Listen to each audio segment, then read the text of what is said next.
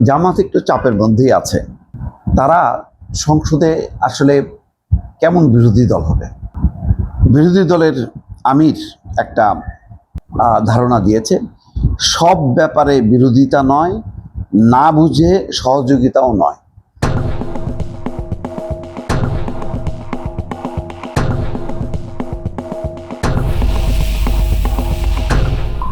অর্থাৎ বোঝাই যাচ্ছে খুব কৌশলে জামাত এগোতে চায়। এনসিপির মতন ডেসপারেট হবে না।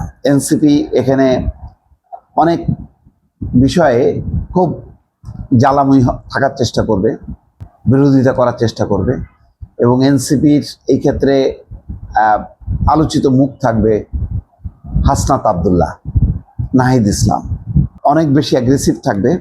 কিন্তু জামাত কিন্তু সেটা করবে না।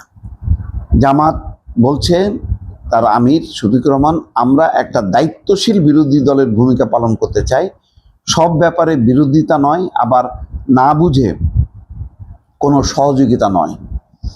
সহযোগিতা করতে হলে সেটা দেশ ও মানুষের জন্য, বিরোধিতা করতে হলেও দেশ ও মানুষের অধিকারের জন্য করব। সংসদের প্রথম অধিবেশন সামনে রেখে গতকাল বুধবার বিরোধী দলের নেতা এবং জামাতের আমির শফিকুর রহমানের সভাকক্ষে কয়েক ঘন্টা ব্যাপী বৈঠক করেন দলটির নেতৃত্বাধীন 11 দলীয় নির্বাচনী ঐক্য থেকে নির্বাচিত এমপিরা। পরে বিকালে সংসদের এলডি হলে সংবাদ সম্মেলন করেন বিরোধী দলের নেতা শফিকুর রহমান।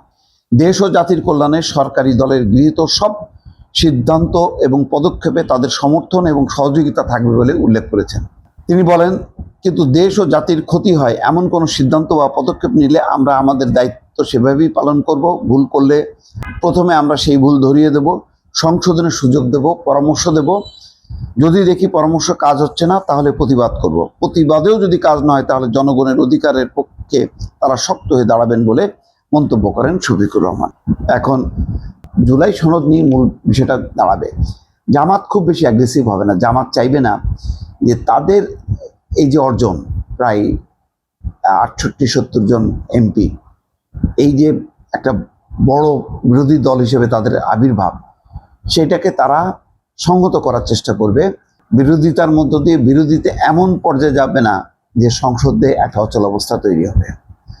বিরোধিতা এমন একটা পর্যায়ে যাবে না যেখানে মুখ দেখাদেখি বন্ধ হবে।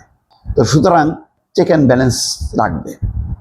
আর এনসিপি এত এমপিদের মাঝে তাদের 6টা পদ, সেখানে আলোচিত 2 জন কি 3 জন, তারা জ্বলে ওঠার চেষ্টা করবে। স্বতন্ত্রদের মধ্যে রুমিন ফারহানা কেমন করবে বোঝা যাচ্ছে না। রুমিন ফারহানার জন্য খুবই নাজুক অবস্থা, কারণ তিনি মূলত আসলে বিএনপির।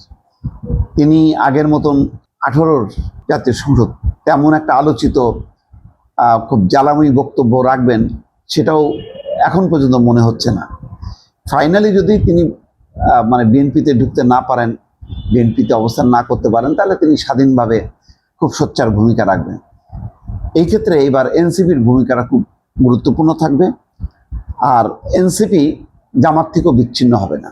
তারা এই জোটটাকে ধরে রেখে তারা এগোনোর চেষ্টা করবে, এবং তারা যে খুবই একটা আলোচিত অবস্থানে আছে এখনো পর্যন্ত, সেটা বারবার তুলে ধরার চেষ্টা করবে। জামাত কৌশলে তাদের বর্তমান অবস্থাটা ধরে রেখে সরকারি দলের সাথে সমন্বয় করেই কিন্তু এগোবে। সেক্ষেত্রে জামাতের অবস্থানটা ক্ষণে ক্ষণে পাল্টাবে, এমনটাই মনে হচ্ছে অনেকের কাছে। দর্শক।